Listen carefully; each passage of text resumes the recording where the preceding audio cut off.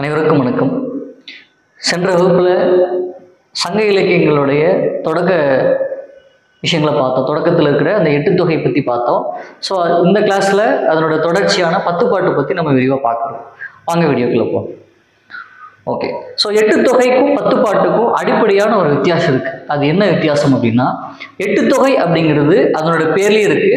அது எல்லாமே 8 தொகைப்பாட்டு கொண்டது. அது என்ன தொகைப்பாட்டு அப்படின்னா, பல்வேறு காலகட்டத்தில் பல்வேறு புலவர்கள் இருந்த பாடல்களை ஒருத்தர் தொகுக்கிறார், ஒருத்தர் கம்பைல் பண்ணுறாரு. இப்போ உதாரணத்துக்கு அகநானூறு அப்படின்னு ஒரு பாட்டு எடுத்துக்கிட்டோம்னா அதில் ஒரு 400 பாட்டு இருக்குன்னா அதில் ஒரு 100க்கும் மேற்பட்ட ஆசிரியர் எழுதியிருப்பாங்க. அதை ஒருத்தர் தொகுத்திருப்பார். ஆனால் 10 பாட்டு அப்படி கிடையாது. 10 பாட்டில் ஒரு நூல்னா ஒரு ஆசிரியர் தான். திருமுருகாற்றுப்படைனா ஒருத்தர் தான் ஆசிரியர், சிறுபானாற்றுப்படைனா ஒருத்தர் தான் ஆசிரியர், மதுரை காஞ்சினா ஒருத்தர் தான் ஆசிரியர். அப்போ தனித்தனி பாட்டு அப்படிங்கிறது தான் அந்த 10 பாட்டோட சிறப்பு. அப்போ எட்டு தொகையோட தொடர்ச்சி தான் 10 பாட்டு. இது ரெண்டும் சேர்ந்தது தான் 17 மேற்கணக்கு நூல்கள். எட்டு தொகை நம்ம போன கிளாஸ்ல பார்த்ததுனால இந்த கிளாஸ் நம்ம 10 பாட்டை பற்றி விரிவாக பார்க்கலாம். ஓகே, ஸோ 10 பாட்டோடைய நூல் பத்திர செய்திகள் என்னன்னு பார்த்தோம்னா, முதல்ல இது தனிப்பாட்டு அப்படின்னு சொல்லிட்டோம். அதுக்கு அடுத்தது என்ன அப்படின்னா, அதுக்கு அடுத்த பாயிண்ட் என்ன அப்படின்னா, இதுல ஒரு நூல் ஒரு ஆசிரியர் அப்படிங்கிறதோட ஒரு பாட்டோட தலைவன் இதுல மையப்படுத்தி சொல்றாங்க. அது என்ன பாட்டோட தலைவன்னா, இன்னைக்கு இருக்கிற நம்ம சினிமா பாணியில சொல்லணும்னா ஹீரோ, அதாவது கதாநாயகன். அப்ப எட்டு தொகையில் இந்த கதாநாயகனை சொல்றது விஷயம் இல்லையா அப்படின்னு கேட்டா இருந்தது. ஆனா ஒருத்தரை பத்தி ஸ்பெசிபிக்கா சொல்ல மாட்டாங்க. ஒரு 100க்கும் மேற்பட்ட அரசர்களை 19 சொல்லியிருப்பாங்க. இப்ப புறநானூறு எடுத்துக்கிட்டோம்னா அதுல சேர அரசுகளை பத்தி சொல்லுவாங்க, சோழ அரசுகளை பத்தி சொல்லுவாங்க, பாண்டிய அரசுகளை பத்தி சொல்லுவாங்க. அப்ப எல்லா சேர சோழ பாண்டியர்களை பத்தி பொதுவாக சொல்றாங்க. ஆனா 10 பாட்டுல அப்படி கிடையாது. 10 பாட்டுல ஒருத்தரை பத்தி, அவரை பத்தி மட்டும்தான் முழுக்க சொல்றாங்க. அதுலயும் கூடுதலா இன்னொரு சிறப்பு என்னன்னா, எட்டு தொகை நூல்கள்ல மூவேந்தர்களை பத்தி தான் சொல்லியிருப்பாங்க. அதாவது சேர சோழ பாண்டிய இந்த 3 நாட்டை சேர்ந்தவங்களை பத்தி தான் கொடுத்துருப்பாங்க. அவங்கள பத்தி மட்டும்தான் சொல்லியிருப்பாங்க. ஆனா அதே காலகட்டத்துல தமிழ்நாடு முழுக்க பரவலா வாழ்ந்து வந்த சில குறுநில மன்னர்கள் இருக்காங்க. ஆய், கிளார், வேலின்னு சொல்லப்படுற 3 பரம்பரை சேர்ந்தவங்க வாழ்ந்துருக்காங்க. இப்ப வேலிர் அப்படிங்கிற பரம்பரையை சேர்ந்தவங்க கடையல் வள்ளல்கள் 7 பேரை சொல்லுவாங்க. பாரி, ஓரி, ஆய், அதிகன், நல்லி, பேகன் ஒரு 7 கடைகள் வள்ளல்கள் சொல்லுவோம். இவங்க வள்ளல் தன்மைக்கு பேர் போனவங்க. அப்ப இந்த மாதிரியான சில குறுநில மன்னர்களை பத்தி இதுலதான் சொல்லியிருக்காங்க. சொல்ல போனா சேர சோழ பாண்டியர் அந்த 3 வேந்தர்களும் இந்த மாதிரி சின்ன சின்ன குறுநில மன்னர்களா இருந்துதான் பெரிய டைனஸ்டியா, பெரிய பேரரசா எழுச்சி அடைகிறாங்க. அப்ப இந்த சிறு குறுநில மன்னர்கள் தான் இந்த தமிழகத்தோட கல்ச்சரை தமிழர்களுடைய கலாச்சாரத்தை முழுக்க பிரதிபலிக்கிறாங்க. அப்படிப்பட்ட முக்கியத்துவம் வாய்ந்த இந்த குறுநில மன்னர்களை பத்தி 10 பாட்டுல தான் அதிகமாக சொல்லப்பட்டிருக்கு. ஓகேங்களா? அப்ப இது ஒரு முக்கியமான பாயிண்ட். அதுக்கு அடுத்தது என்னன்னா, நம்ம இசை கருவிகளை நம்ம சங்க காலத்திலே பயன்படுத்திருக்கோம் அப்படிங்கிறது இன்னொரு கூடுதலான விஷயம். உதாரணத்துக்கு நம்ம இன்னைக்கு பார்க்குற வீணையோட முந்தைய வடிவம் தான் யாழ் அப்படிங்கிறது. வீணை ஹரிசாண்டல் பொசிஷன்ல இருக்கும், இப்படி மடியில வச்சு மீட்டுவாங்க. அதே வெர்டிகல் பொசிஷன்ல இப்படி வச்சு மீட்டுறதா யாழ் அப்படிங்கிறது. அப்ப அந்த யாழ் பண் முதலிட்ட இசைக்கருவிகளை பத்தி இதுல குறிப்பிட்டிருக்காங்க.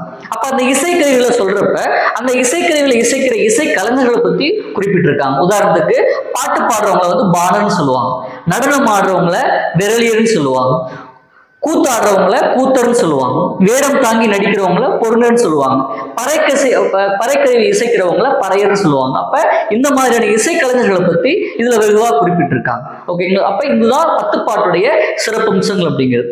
அதோட இன்னொரு விஷயம் இருக்கு. என்னன்னா, இந்த 10 பாட்டுல ஆற்றுப்படை நூல்கள் தான் அதிகம். அதாவது ஆற்றுப்படை அப்படிங்கிறது என்னன்னா, இயல்பாவே அரசர்களை டிபெண்ட் பண்ணி இருக்கிற போக்கு புலவர்கள்கிட்ட இருந்திருக்கு. அதாவது அரசர்கிட்ட போய் தன்னுடைய கவித்துவத்தை காமிச்சு பாடி அவர்களை பாராட்டி பாடி அதன் மூலமாக பரிசில் பெற்று வர ஒரு மரபு தமிழர்களுடைய மரபுல இருந்திருக்கு. அப்படி ஒரு ஆல்ரெடி பரிசில் வாங்கிட்டு வந்த ஒரு புலவர் இன்னொரு புலவருக்கு இந்த வழியா நீங்க போனீங்கன்னா இந்த அரசரை நீங்க பார்க்கலாம், அதன் மூலமா நீங்க பரிசில் வாங்கலாம் அப்படின்னு ஒரு புலவர் இன்னொரு புலவருக்கு வழிகாட்டுவதுதான் ஆற்றுப்படை அப்படிங்கிறது. அப்ப அந்த ஆற்றுப்படை நூல்கள் மீதி. உதாரணத்துக்கு சிறுபானாற்றுப்படை, பெருபானாற்றுப்படை, பொருணர் ஆற்றுப்படை, கூத்தராற்றுப்படை, இந்த மாதிரியான ஆற்றுப்படை நூல்கள் வந்து இதுல அதிகமா இருக்கு. ஓகேங்களா? சோ அப்ப 10 பாட்டை ஒவ்வொரு நூல் ஆசிரியர், பாட்டுடை தலைவர், இதை வந்து நம்ம ஒரு டேபிளேஷனா போட்டிருக்கோம். 8 தொகையில நம்ம ஒரு டேபிளேஷன் பார்த்திருப்போம். நூல், அதனுடைய பாடல் வரிகள், அதனுடைய அடிவரையறை, தொகுத்தவர், தொகுப்பித்தவர், இப்படி ஒரு டேபிளேஷன் பார்த்திருப்போம். 10 பாட்டுலயே அப்படி ஒரு டேபிளேஷன் இருக்கு. அது நமக்கு முக்கியமான டேபிளேஷன். இந்த டேபிளேஷன்ல இருந்து ஒரு கேள்வி நம்ம கட்டாயம் எதிர்பார்க்கலாம். ஓகே, அப்ப நம்ம 8 தொகையில அகம் புறம் அப்படின்னு ஒரு 2 பிரிப்பு, 2 கிளாசிபிகேஷன் பார்த்திருப்போம். அதாவது லவ் சாங்கு, ஆக்ஷன் சாங் அப்படின்னு, காதலை பத்தி சொல்லுகிற காதல் பாடல்கள், வீரத்தை, அரசருடைய வீரம், கொடைகளை பத்தி சொல்ற புறம் சார்ந்த பாடல்கள் அப்படின்னு. அப்ப 8 தொகையில அகம் சார்ந்த பாடல்கள் மிகுதி. உதாரணத்துக்கு நம்ம வந்து 8 பாட்டு இருக்கு அப்படின்னா அதுல 5 பாட்டு வந்து அகம் சார்ந்த பாட்டு தான், 2 பாட்டு புறம் சார்ந்த பாட்டு, 1 பாட்டு 2 சேர்ந்த பாட்டுன்னு சொல்லி பார்க்கணும். அதுக்கு நேர்மாறா 10 பாட்டுல புறம் சார்ந்த பாடல்கள் அதிகம். அதாவது திருமுருக ஆற்றுப்படை, புறநர் ஆற்றுப்படை, பெருமான் ஆற்றுப்படை, சிறுபான் ஆற்றுப்படை, மதுரை காஞ்சி, கூத்தராற்றுப்படைன்னு சொல்லப்படுற மலைப்படுகிடம், இந்த 6மே புறம் சார்ந்த பாடல்கள், மீதி 4மே அகம் சார்ந்த பாடல்கள் அப்படிங்கிறது. ஓகே, இதுதான் அந்த டேபிளேஷன் அப்படிங்கிறது. ஃபர்ஸ்ட் பாடல் நமக்கு வந்து எல்லா பாடல்களும் நம்ம படிச்சிருப்போம் சிறு வயதிலிருந்தே. 10 பாட்டுனா என்னென்ன பாட்டு அப்படிங்கிறது: திருமுருக ஆற்றுப்படை, புறநர் ஆற்றுப்படை, சிறுபான் ஆற்றுப்படை, பெருமான் ஆற்றுப்படை, மதுரை காஞ்சி, மலைப்படுகடா, குறிஞ்சிப்பாட்டு, முல்லைப்பாட்டு, பட்டினப்பாலை, நெடுநல்வாடை, இந்த 10 பாடலும் சேர்ந்துதான் 10 பாட்டு அப்படின்னு சொல்றோம். இதை வந்து தொகுத்தவர் வந்து ஊவேசா அப்படின்னு புத்தகத்தில் கொடுத்திருப்பாங்க. ஓகேங்களா? அப்ப திருமுருக ஆற்றுப்படை வந்து கொஞ்சம் வித்தியாசமான பாட்டு. அது என்ன வித்தியாசமான பாட்டுன்னா, நம்ம ஆற்றுப்படைன்னு என்னன்னு சொல்லி பார்த்தோம், ஒரு புலவர் இன்னொரு புலவருக்கு வழி சொல்றதுதான் ஆற்றுப்படைன்னு பார்த்தோம். ஆனா இங்க அந்த நூலை எழுதின ஆசிரியர், அதாவது நக்கீரர் வந்து அதுக்கு வேறொரு விளக்கம் கொடுக்கிறார். அதாவது அந்த சொல்லுக்கு வேற ஒரு அர்த்தம் கற்பிக்கிறார். ஆற்றுப்படை அப்படிங்கிறதுக்கு பதிலா அவர் வந்து 6 படைன்னு சொல்றாரு. அது என்ன 6 படைனா, நம்ம வந்து முருகனுக்கு 6 படை வீடுகள் இருக்கு, நம்ம எல்லாத்துக்குமே தெரியும். பழனியில, பழமுதிர்ச்சோலையில, திருப்பரங்குன்றத்துல, திருச்செந்தூர்ல, சுவாமி மலையில. அப்ப இந்த 6 படைகளை வந்து சொல்றதுதான் 6 படை அப்படின்னு நக்கீரர் வந்து வேறொரு விளக்கம் கொடுக்கிறார். அப்ப அந்த 6 படைகளை சொல்லி அவர் முடிக்கிறார். திருமுருக ஆற்றுப்படை அப்படின்னு முடிக்கிறார். அடுத்தது பொருணர் ஆற்றுப்படை. பொருணர்னா நம்ம என்னன்னு பார்த்தோம், வேடம் தாங்கி நடிக்கிறவங்க அப்படின்னு பார்த்தோம். அப்ப அந்த பொருணர்களை பத்தி சொல்றப்ப அதனுடைய கதாநாயகனை பத்தி சொல்றாங்க. யாரு கதாநாயகன்? கரிகால் வளவன் தான் கதாநாயகன். இவர் யாரு? இவர் முற்கால சோழர்கள்ல மிக முக்கியமான சோழ அரசர். உதாரணத்துக்கு நமக்கு வந்து காட்டை விட்டுட்டு நம்ம வந்து விவசாயத்துக்குள்ள வரப்ப நமக்கு வந்து முக்கியமான ஒரு விஷயம் என்னன்னா, அக்ரிகல்ச்சர் வர்றதுக்கு அடிப்படை என்னன்னா நீர் அப்படிங்கிறது. அப்ப அந்த நீர் வளத்துக்கு அவர் கட்டின, திருச்சியில கட்டின கல்லணை தான் இன்னைக்குமே வந்து அது ஒரு தொடர்ச்சியா நம்ம வந்து நீர்வளங்களை பாதுகாக்கிறதுக்கு ஒரு முன்னோடியா இருந்திருக்கு. அப்ப பட்டினப்பாளையில வந்து நமக்கு ஒரு வரி வருது, காடு கொண்டு நாடு பெருக்கி, குளம் தொட்டு வளம் பெருக்கி அப்படின்னு அவருடைய சிறப்புகளை வந்து சொல்றாங்க. அதே மாதிரி அவருடைய விருந்தோம்பலை பத்தி சொல்றாங்க. என்னன்னு, காலின் 7 அடி பின் சென்று. இப்ப நம்ம உதாரணத்துக்கு நம்ம வீட்டுக்கு வந்து யாராவது விருந்தினர்கள் வந்தாங்கன்னா வெளியே போய் அவங்க வந்து நம்ம வீடு வெளியே வரைக்கும் நடந்து வந்து அவங்களை வழி அனுப்பி வைப்போம், அல்லது அவங்க ஒரு பேருந்து நிலையம் வரைக்கும் அவங்கள போய் அவங்கள வந்து வழி அனுப்பி வைப்போம். இது தமிழர்களுடைய ஒரு மரபா இருக்கு. அப்ப அதனுடைய முன்னோட்டம் எங்க இருக்கு? அதுக்கு முன்னோடி யாரு அப்படின்னு பார்த்தோம்னா கரிகால் தான் நமக்கு முன்னாடியே இருக்காரு. அவருடைய தொடர்ச்சி தான் நாம. எப்படி அப்படின்னா, அவர் என்ன பண்றாரு, தன்னை தேடி வருகிற அந்த புலவர்களை அல்லது இசை கலைஞர்களை அவங்களுக்கு வேண்டிய பொண்ணும் பொருளும் கொடுத்து யானை மேல ஏற்றி அவங்க போற வரைக்கும் கூட கால் 7 அடி நடந்து வந்து வழி அனுப்பி வைக்கிறார். இது வந்து நம்ம விருந்தோம்பலுடைய ஒரு பண்பு அப்படிங்கிறது. அப்ப இதை பத்தி எல்லாம் வந்து பொருள் ஆற்றுப்படை விரிவா சொல்லுது. அதுக்கு அடுத்தது சிறுபான் ஆற்றுப்படை. சிறுபான் ஆற்றுப்படைக்கும் பெருமான் ஆற்றுப்படைக்கும் பேரு பார்த்தீங்கன்னா ஒரே மாதிரி இருக்கும். என்னது? சிறுபான், பெருப்பான். அப்ப இங்கேயும் பாடல்கள் இருக்காங்க, இங்கேயும் பாடல்கள் இருக்காங்க. அப்ப வந்து என்ன வித்தியாசம்னா பாடல் வரிகள் தான் வித்தியாசம். எப்படி? சிறுபான் ஆற்றுப்படை வந்து சிறுபானர்கள் சீரியால் வச்சிருக்கிறாங்க. சீரியால் அப்படிங்கிறது சிறிய யாழ், அதுல 7 நரம்புகள் தான் இருக்கும். பெருமான் ஆற்றுப்படைங்கிறது பேரியால் அப்படிங்கிற ஒரு யாழ் வச்சிருக்கிறாங்க. அதாவது பெரிய யாழ், 21 நரம்புகள் கொண்ட பெரியாள். அப்ப சின்ன யாழ் இருக்கிறப்ப சின்ன பாட்டு கிடைக்குது, அது கம்மியான பாட்டு கிடைக்குது. பெரிய யாழ் இருக்கிறப்ப அதிகமான பாட்டு கிடைக்குது அப்படிங்கிறது. அப்ப இந்த பாணர்களை பத்தி இதுல வந்து சொல்றாங்க.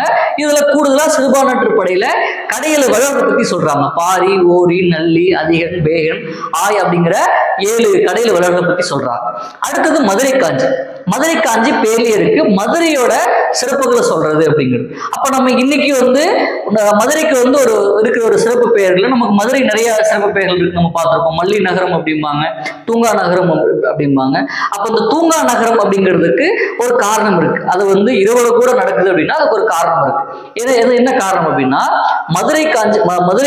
மதுரையில வந்து நாலங்காடி அல்லங்காடி அப்படிங்கிற ஒரு வணிக முறை இருந்திருக்கு. அது என்ன அப்படின்னா, நாலங்காடிங்கிறது பகல நடக்கிற கடை, அல்லங்காடி அப்படிங்கிறது இரவுல நடக்கிற கடை. அப்பவே வந்து மதுரையில சங்க காலத்திலேயே இரவுல வந்து அல்லங்காடி இருந்திருக்கு அப்படிங்கிறதுடைய தொடர்ச்சி தான் இன்னைக்கு நம்ம அதை தூங்கா நகரம் சொல்றதுக்கான காரணம். அப்ப இதை பத்தி எல்லாம் மதுரை காஞ்சி விரிவா சொல்லுது. மதுரையோட வீதிகளையும் மதுரை மக்கள் எப்படி எல்லாம் வாழ்ந்தாங்க அப்படிங்கறத பத்தியும் வைகை நதியை பத்தியும் மதுரை காஞ்சி விரிவா சொல்லுது. மதுரை வந்து முத்துக்கு சிறப்பானது அப்படிங்கிறது மதுரை காஞ்சி விரிவா சொல்லுது, அதனுடைய வணிக செய்திகளை சொல்லுது. அடுத்தது மலைப்படுகடம். அதாவது இதுக்கு இன்னொரு பேர் என்ன பார்த்தோம்னா கூத்தர் ஆற்றுப்படை, கூத்தர்கள் பத்தின ஒரு ஆற்றுப்படை நூல்.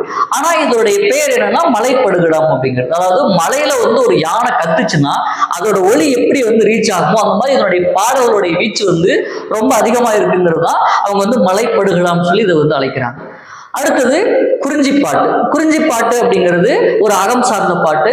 அதுல வந்து ஆரியரசன் பிரகத்தனுக்கு தமிழர்களோட வாழ்வியல கபிலர், குறிஞ்சிக்கோர் கபிலர்னு சொல்லுவாங்க. அதாவது குறிஞ்சி அப்படின்னாலே கபிலர் தான். எங்கெங்கெல்லாம் குறிஞ்சி வருதோ அங்கெங்கெல்லாம் கபிலர் இருப்பார். நீங்க 8 தொகையில பார்க்கலாம், 10 பாட்டுலையும் பார்க்கலாம். குறிஞ்சி அப்படிங்கிறது பாடுவது நல்லவர்னாலாம் அவருக்கு பேரை வந்து குறிஞ்சிக்கோர் கபிலர்னு சொல்லுவாங்க. அப்ப குறிஞ்சி பாட்டை வந்து அவர் வந்து பாடுறாரு. அதுல 99 வகையான பூக்களை பத்தி எல்லாம் சொல்லிட்டு தான் சொல்றாங்க. அடுத்தது முல்லைப்பாட்டு. அடுத்தது பட்டினப்பாலை. இப்போ பட்டினப்பாலை அப்படிங்கிறதுல பார்த்தோம் அப்படின்னா, பட்டினம் அப்படிங்கிறது எந்த பட்டினத்தை சொல்றாங்க? பெரும்பாலும் பட்டினம் அப்படிங்கிற சொல்லுக்கு என்ன அர்த்தம் அப்படின்னா, கடற்கரை ஓரமா இருக்கிற நகரங்களை பட்டினம் பாக்கணும்னு சொல்லுவாங்க. அப்ப அந்த பட்டினம் அப்படிங்கிறது எந்த பட்டினம் அப்படின்னா, அன்னைக்கு இருந்த காவிரி பூம்பட்டினம். அதாவது சோழர்களுடைய முக்கிய துறை முகமா விளங்கின காவிரி பூம்பட்டினத்தை தான் அவங்க பட்டினம் சொல்றாங்க. அப்ப சோழர்களுடைய துறைமுகங்கிறப்ப இங்க யாரு வந்து பாட்டடி தலைவர்னு பார்த்தோம்னா, கரிகால் பெருவளத்தன் தான் பாட்டடி தலைவர். அப்ப அவருடைய காலத்துல வணிக செய்திகள், வணிகம் வந்து எப்படி நடந்தது அப்படிங்கிறத பத்தியும், எப்படி வந்து அந்த நகரம் வந்து எப்படி விளங்குச்சு, 17 விதமான நாடுகளுக்கு இங்கிருந்து ஏற்றுமதி இறக்குமதி நடந்திருக்கு அப்படிங்கிறத பட்டினப்பாலை விரிவா சொல்றாங்க. அதுல வந்து ஒரு முக்கியமான வரிகள் தான், கொள்வதும் மிகைப்படாது, கொடுப்பதும் குறைப்படாது. அது என்ன அப்படின்னா தமிழர்களுடைய வணிகரம். அப்ப நம்ம வந்து இன்னைக்குமே வந்து நம்ம வந்து எம்ஆர்பி அப்படின்னு சொல்லி ஒண்ணு பாக்குறோம் இல்லையா? அப்ப அந்த எம்ஆர்பிங்கிறது என்ன? இதுக்கு மேல நீங்க வந்து கூடுதலா விற்கக்கூடாது அப்படின்னு சொல்றோம் இல்லையா? அப்ப நம்ம தமிழர்கள் அப்பவே வந்து இந்த நெறிமுறை வந்து ஃபாலோ பண்ணியிருக்காங்க. என்ன அப்படின்னா, பொருள் கொடுக்கும் போதும் கூடுதலா சேர்த்து கொடுப்பாங்க, காசு வாங்கும் போதும் கம்மியா வாங்குவாங்க. இதுதான் கொள்வதும் மிகைப்படாது, கொடுப்பதும் குறைப்படாது அப்படிங்கிறது. அப்ப தமிழர்களுடைய வணிகத்திலையும் வந்து என்ன பண்ணியிருக்காங்கன்னா அறத்தை வந்து அவங்க வந்து பின்பற்றி இருக்காங்கிறது இதன் மூலமா தெரிஞ்சுக்கலாம். கடைசியா வந்து நெடுநல் வாடை. நெடுநல் வாடைக்கு இந்த பாடல் இருந்து இந்த நெடுநல் வாடை வந்து முற்றிலும் வேறுபட்டது. எப்படி வேறுபட்டது அப்படின்னா, நம்ம வந்து புறம் அகம்னு ஒரு டெபிலேஷன் பார்த்தோம். இந்த புறம் அகம் அப்படிங்கிறதுல கிளியர் கட்டா வந்து இந்த 6 நூல்களை வந்து நம்ம வந்து புறநூல் சொல்றோம். இந்த அகம் பட்டியல நம்ம வந்து 4 நூல்கள் சொல்றோம். ஆனாலும் கூட நெடுநல் வாடை வந்து அகத்துக்கும் புறத்துக்கும் சேராதது ஒரு அப்படின்னு சொல்லலாம், அல்லது அகத்துக்கும் புறத்துக்கும் பொதுவான நூல் சொல்லலாம். நம்ம வந்து 8 தொகையில பரிபாடல பார்த்தோம் இல்லையா? அந்த மாதிரி நெடுநல் வாடையை பொதுவா சொல்லலாம். ஏன் அப்படின்னா, நெடுநல் வாடை அப்படிங்கிற பேரே 2 விதமா வந்து அந்த புலவர் வந்து பிரிச்சு சொல்றாங்க. ஒரே காட்சி 2 விதமான உணர்வு நிலைகளை, 2 விதமான எமோஷன் வந்து சொல்லுது.